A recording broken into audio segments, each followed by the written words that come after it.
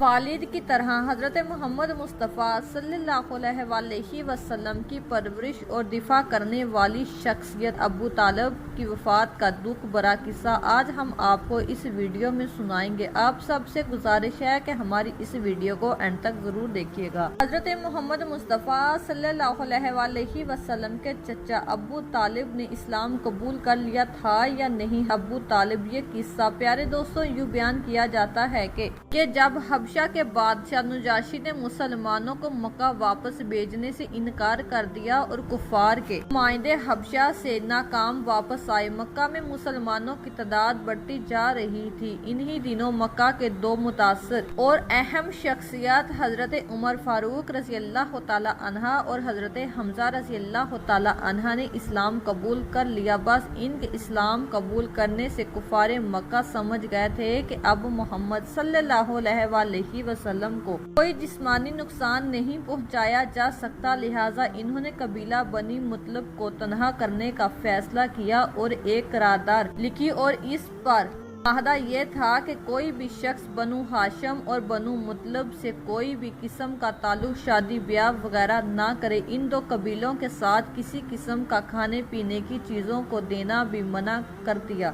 قرارداد اس وقت تک جاری رہے گی جب تک لوگ حضرت محمد مصطفیٰ صلی اللہ علیہ وسلم کو قتل کرنے کے لیے ان لوگوں کے حوالے نہیں کر دیے جاتے۔ اس قرارداد کی اہمیت دینے کے لیے اس کو کعبہ کے اندر لٹکا دیا گیا اور اس کے علاوہ بھی دوسرے قبائل بھی اس معاہدے میں شرکت کر رہے تھے۔ جب بنو کینان کا بھی اس پر شریک ہوا تو یہ قرارداد بہت ہی زیادہ مضبوط ہو چکی تھی۔ اس معاہدے کی کتابت میس بن عامر بن ہاشم نے کی تھی۔ حضرت محمد مصطفیٰ صلی اللہ علیہ وسلم نے ان کے لیے بددعا کی تو اس کے ہاتھ کی انگلیاں جل گئی تھی، جس کی وجہ سے اس کا ہاتھ ہی کام کرنا چھوڑ گیا تھا۔ قریشی مکہ کے ان سے بائیکاٹ کی مجبور ہو کر ابو طالب نے اپنے خاندان کے ساتھ شعیب ابی طالب میں بنا لی۔ قریشی مکہ کے بعد حضرت ابو طالب مجبور ہو کر بنو ہاشم اور بنو مطلب کی حفاظت کی خاطر پہلی محرم 7 نبوت کی شب کو تمام خاندان بنی ہاشم کے ساتھ وجز عبد الرحب کو کوہ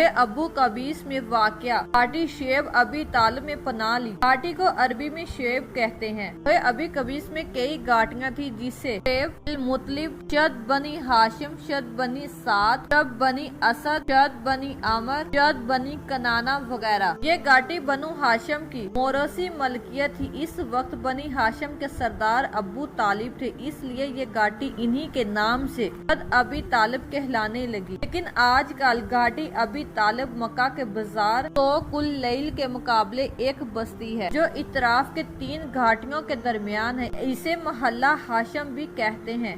حضرت محمد مصطفیٰ صلی اللہ علیہ وسلم، حضرت علی رضی اللہ تعالی عنہ اور ختیجہ رضی اللہ تعالی عنہ اس گھاٹی میں واقع تھے۔ اسی گھاٹی حضرت علی رضی اللہ تعالی عنہ یا گھاٹی بنی ہاشم کہا جاتا ہے۔ ایسے محاصرے کے زمانے میں تمام محاصرین کا شکار کرتے، کھانے پینے کی چیزوں کا ذخیرہ چند مہینوں تک ختم ہو گیا۔ قریشی مکہ کے بائیکاٹ کے نتیجے پر غلے اور سامان کی آمد بند ہو گئی، کیونکہ مکے میں جو غلہ یا فروختی زبان آتا اسی مشرکین خرید لیا کرتے تھے، اسی لیے فقر و فاقہ کی نوبت آ گئی۔ ان کے پاس بامشکل کوئی چیز پہنچ پاتی تھی۔ جو بھی بچوں اور عورتوں کی آوازیں جب گھاٹی کے باہر سنائی دیتی تھی تو قریشی سن کر خوش ہوتے تھے۔ جب حضور پاک صلی اللہ علیہ وسلم اور اسلام کی خاطر تمام مسلمان یہ تکلیف برداشت کر رہے تھے۔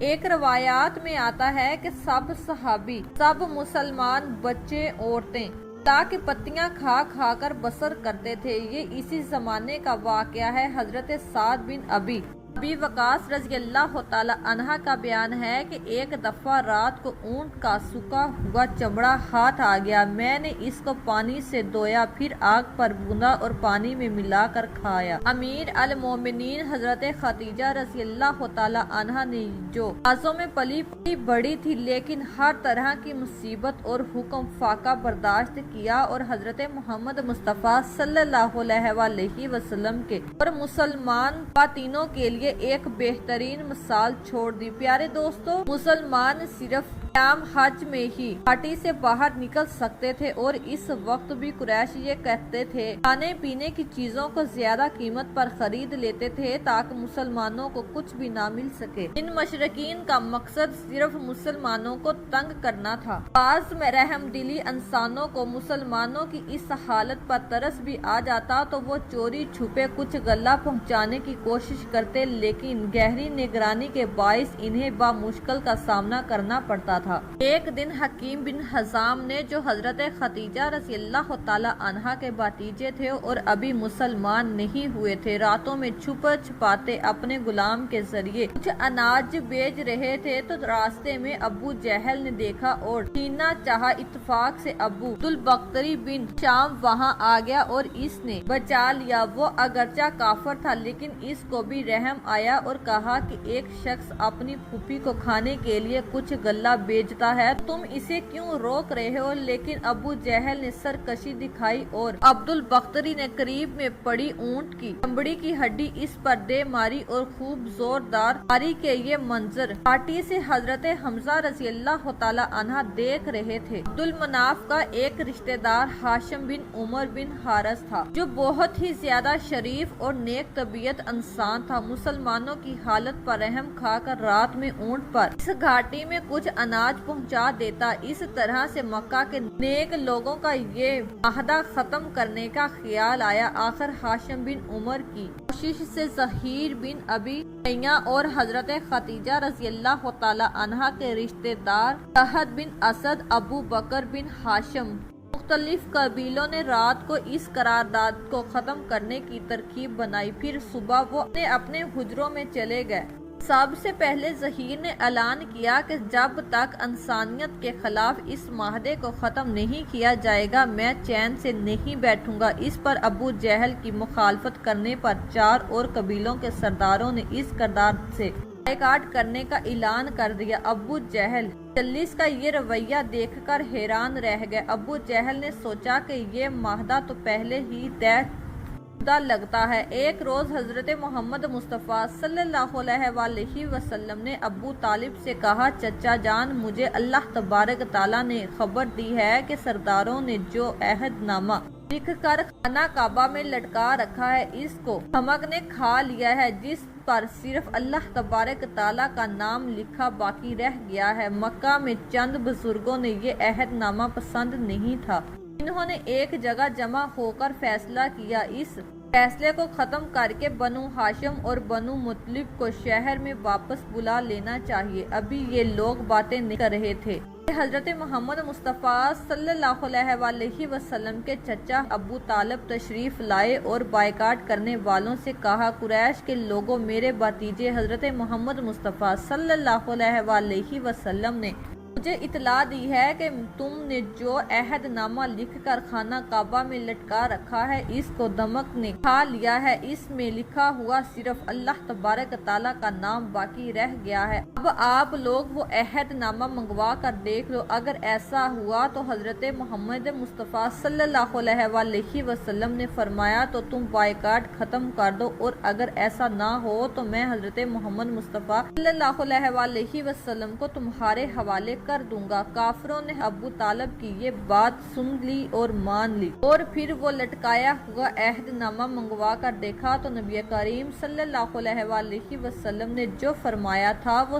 صحیح تھا۔ اسی طرح یہ عہد نامہ ختم کر دیا گیا اور سب کے سب مسلمان اس گھاٹی ابی طالب سے باہر آ گئے، بہت زیادہ صائب اور تکلیف پہنچاتے ہوئے۔ جب قریش کے لوگ حضرت محمد مصطفیٰ صلی اللہ علیہ وسلم کو سیاسی شخصیت نہ دے سکے تو قریش کے لوگوں نے معاشی دباؤ ڈالنے کا منصوبہ تیار کر لیا۔ اس طرح ان کے سرپرست اور نگرانیوں نے ابو طالب پر دباؤ ڈالنا ضروری تھا۔ قریش کے سرداروں نے بار بار جا کر ان سے شکایت کی۔ ایک بار 25 سردار ابو طالب کے پاس چلے گئے، ان میں سے ابو جہل، ابو سفیان بن کلب، محمد بن عبد المطلب، شعبہ بھی شامل تھے۔ انہیں پہلے تو آ کر ابو طالب کے سامنے حضرت محمد مصطفیٰ مصطفیٰ صلی اللہ علیہ وسلم کے خلاف اپنی شکایت بیان کی، پھر کہا کہ ہم آپ کے سامنے صاف کی بات پیش کرتے ہیں، آپ کا بھتیجا ہمیں ہمارے دین پر چھوڑ دے، ہم اس کو اس کے دین پر چھوڑ دیں گے، وہ جس بھی معبود کی عبادت کرنا چاہتا ہے وہ کرے، ہم اس کے کام میں کوئی دخل اندازی نہیں کریں گے، لیکن اس کو چاہیے کہ وہ ہمارے معبودوں کی برائی نہ کرے، قریش کے لوگوں کو یہ نہ کہتا پھرے کہ ہم اپنے معبودوں کو چھوڑ دیں، آپ ہماری اس شرط پر نبی کریم صلی اللہ علیہ وسلم سے ہماری صلح کروا دیں۔ ان کے نزدیک صلح کروانے کا سب سے بہتر طریقہ کیا ہو سکتا ہے؟ ابو طالب نے حضرت محمد مصطفیٰ صلی اللہ علیہ وسلم کو اپنے پاس بلایا، ان کے سامنے سارا قصہ بیان کر دیا۔ آپ صلی اللہ علیہ وسلم نے فرمایا، چچا جان، میں ان کو ایسا کلمہ پیش کرتا ہوں، اگر وہ اس کلمے کو پڑھ لیتے ہیں تو سارے لوگ ان کی تبلیغ کر دیں۔ ان پر انہوں نے کہا کہ تم کلمہ کہتے ہو، ہم 10 کلمے کہنے کو تیار ہیں، مگر ہم کو یہ تو بتاؤ کہ وہ کلمہ کیا ہے؟ حضرت محمد مصطفیٰ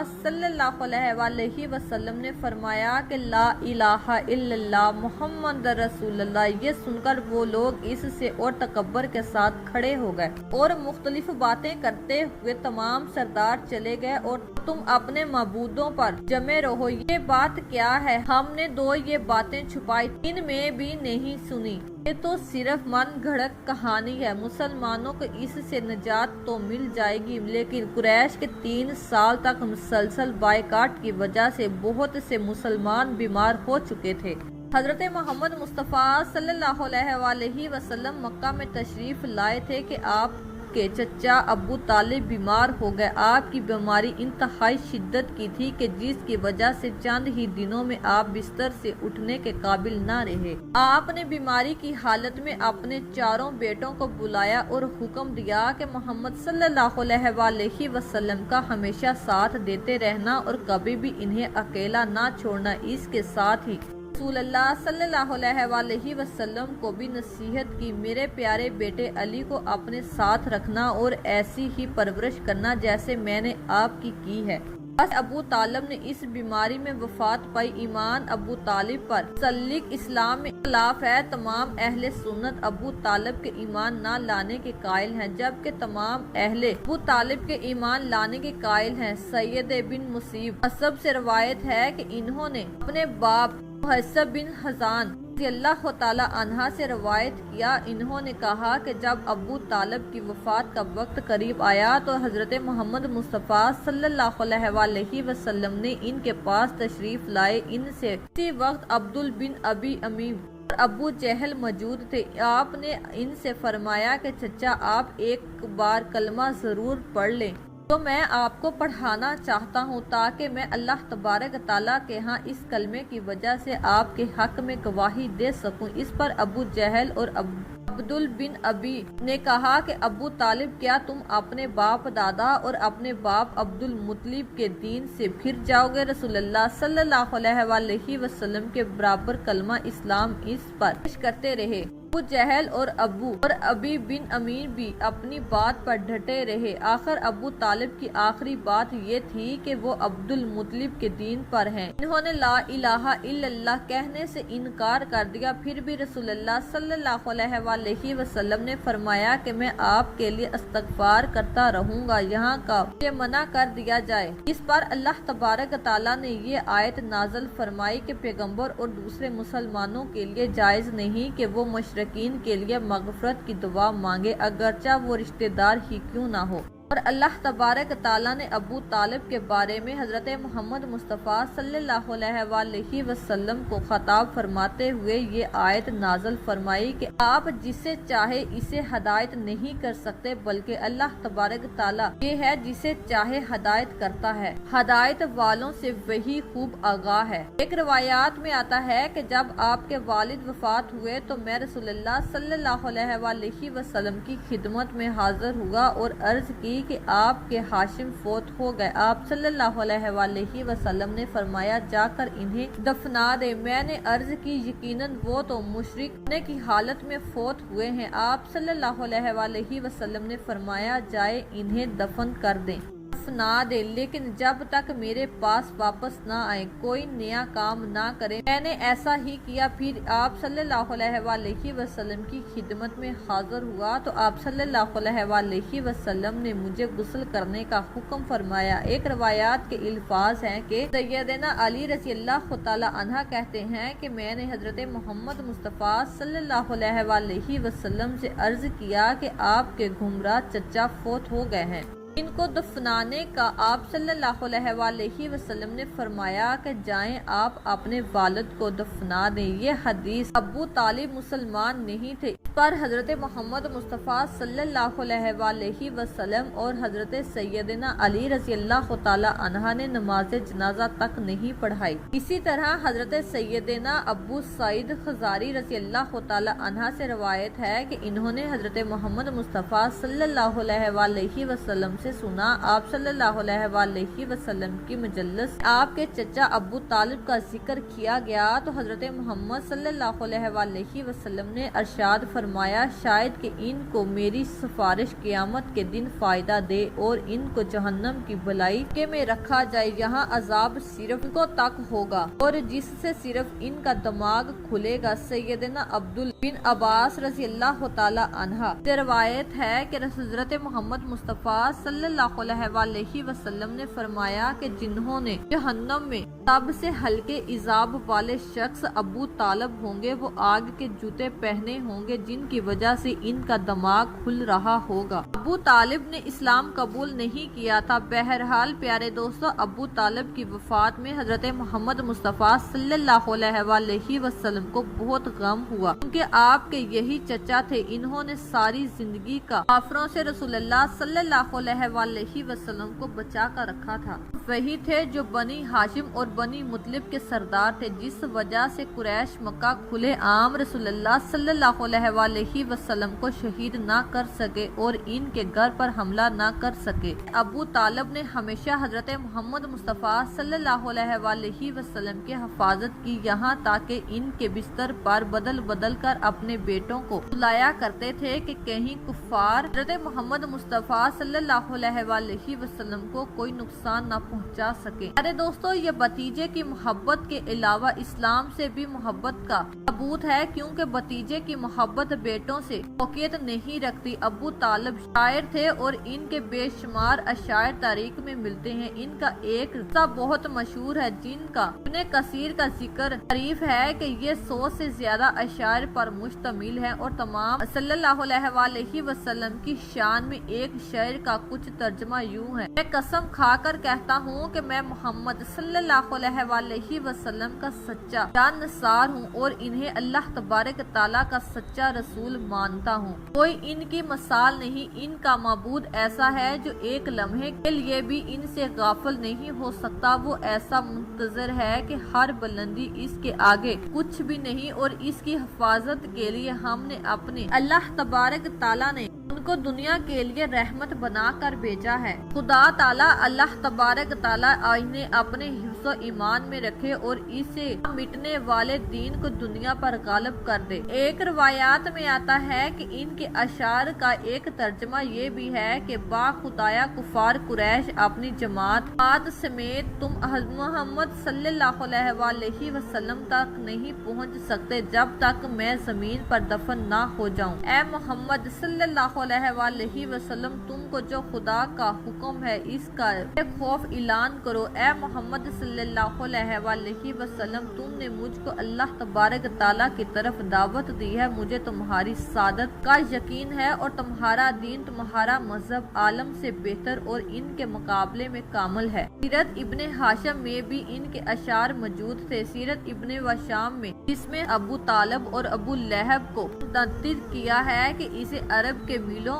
اور محفلوں میں اس کے علاوہ بھی کئی اشعار سیرت ہاشم نے نقل کیے ہیں۔ ابو طالب کی وصال کے بعد چند ماہ کے بعد حضرت خدیجہ رضی اللہ تعالی عنہا بھی اپنے خالق حقیقی جا ملی۔ پیارے دوستو، ابو طالب اور حضرت خدیجہ رضی اللہ تعالی عنہا کی وصال کرنے کے بعد یقین نے پہلے سے بھی زیادہ حضرت محمد مصطفیٰ صلی اللہ علیہ وآلہ وسلم کا وہاں رہنا مشکل کر دیا تھا اور ذرا ذرا طرح طرح کے ظلم و ستم مسلمانوں پر کرتے تھے۔ حالانکہ واقعات اسی طرح کے جان چکے تھے کہ حضرت محمد مصطفیٰ صلی اللہ علیہ وسلم کا وہاں رہنا مشکل ہو گیا تھا، اس لیے آپ صلی اللہ علیہ وسلم کا وہاں سے چلے جانا ہی بہتر لگنے لگا۔ ابو طالب کی وفات کے بعد ابو لہب بنو ہاشم کا سردار بننا شروع میں ہی انہوں نے اعلان کر دیا تھا کہ حضرت محمد مصطفیٰ صلی اللہ علیہ وسلم اپنے اقوال اور اعمال کے ذمہ دار ہیں۔ یہ اعلان آپ صلی اللہ علیہ وسلم کو قادری سے خارج کر دینے کے برابر تھا۔ مشرکین جو مرضی کرے، یہ قبیلہ آپ صلی اللہ علیہ وسلم کی حمایت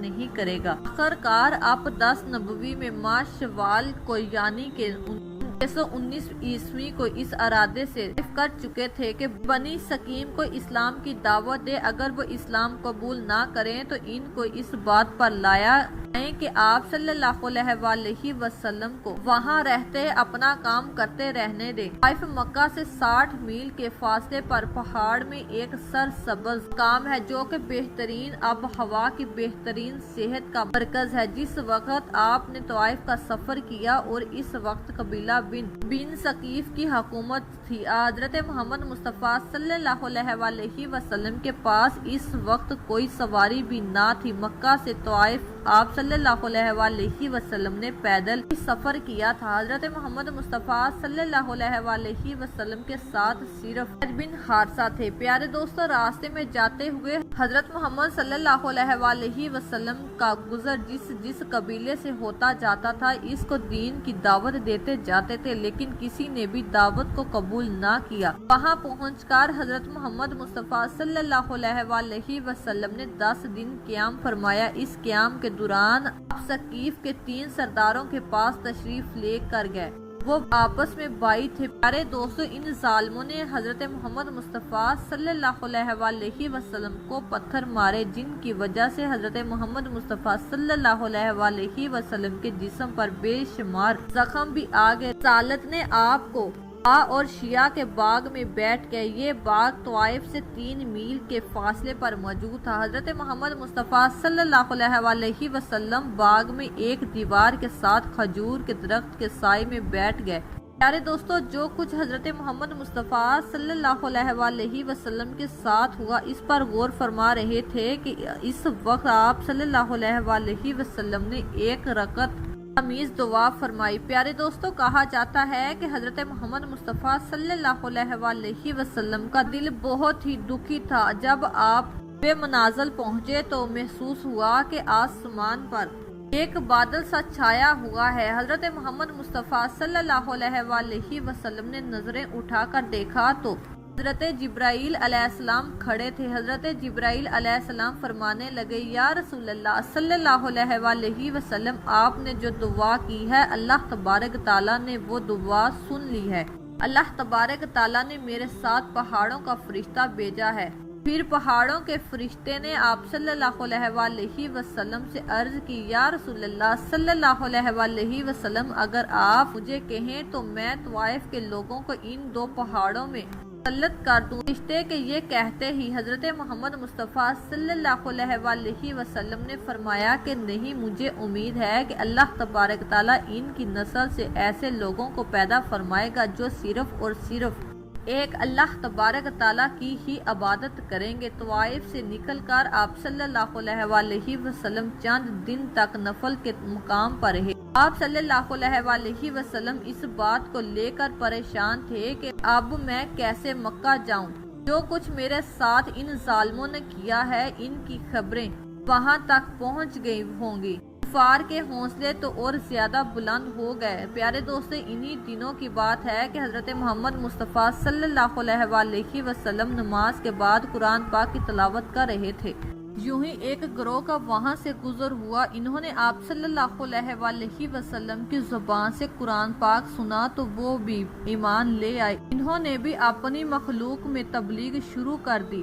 اللہ تبارک تعالیٰ نے آپ صلی اللہ علیہ وسلم کو خوشخبری دی کہ اگر آپ صلی اللہ علیہ وسلم کی دعوت کو جن بہت ہی تیزی سے قبول کر رہے تھے۔ اس واقعے کی تفصیل سورۃ کہف کی آیت نمبر 30 اور 31 میں یوں بیان کیا گیا ہے، یاد کرو کہ ہم نے آپ کی طرف جو ایک گروہ کو وجہ کیا وہ قرآن پاک سننے جب نبی کریم صلی اللہ علیہ وسلم کے پاس گئے تو وہ ایک دوسرے کو کہنے لگے تھے کہ خاموش ہو جاؤ، جب تلاوت ختم ہوگی تو وہ اپنی قوم کو خبردار کرنے لگے کہ واپس چلے جاؤ، اور اپنی قوم سے جا کر کہنے لگے کہ ہم نے یقیناً وہ کتاب سنی ہے جو حضرت موسیٰ علیہ السلام کے بعد نازل کی گئی ہے، جو اپنے سے پہلے تمام کتابوں کی تصدیق کرنے والی ہے، تو سچے دین اور رائے راست کی طرف رہبری کرتی ہے۔ اے میرے قوم، اللہ تبارک تعالیٰ کے بلانے والوں کو کہا